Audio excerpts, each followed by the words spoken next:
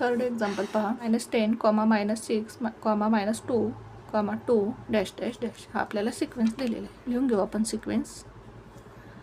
The given sequence is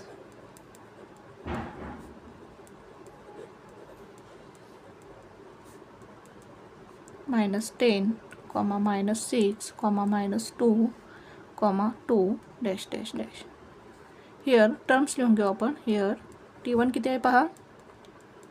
T1 is -10.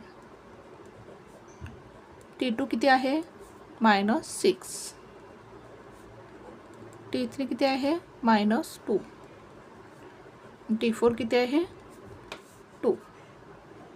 आता काय करू आपण, कॉमन डिफरन्स काढून घेऊ. T2 - T1 is equals to T2 किती आहे -6 मायनस T1 किती आहे -10. म्हणजे इथे काय लिहावं लागेल -10 लिहावं लागेल. इथे मायनस साइन आहे. T1ची व्हॅल्यू पण -10 आहे. किती येईल पहा. -6 मायनस मायनस काय होईल प्लस प्लस 10. -6 + 10 किती येईल 4 येईल.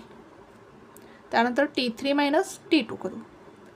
T3 - T2 is equals to T3 किती आहे -2 मायनस T2 किती आहे -6 -2 हे मायनस मायनस काय होईल plus plus 6 is equals to -2 + 6 किती येईल 4.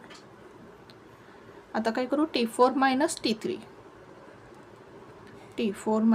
T3 is equals to T4 किती आहे 2 मायनस T3 किती आहे -2 इज इक्वल्स टू 2. इथे मायनस मायनस काय होईल प्लस 2 + 2 किती येईल 4. म्हणजेच आपल्याला कॉमन डिफरन्स काय मिळाला, कॉन्स्टंट मिळाला. काय आहे हा जो दिलेला आहे हा अरिथमेटिक प्रोग्रेशन आहे. आन्सर लिहू आपण. Here the difference between any two consecutive terms is constant.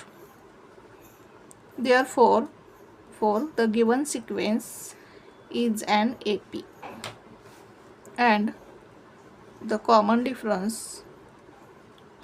D is equals to 4.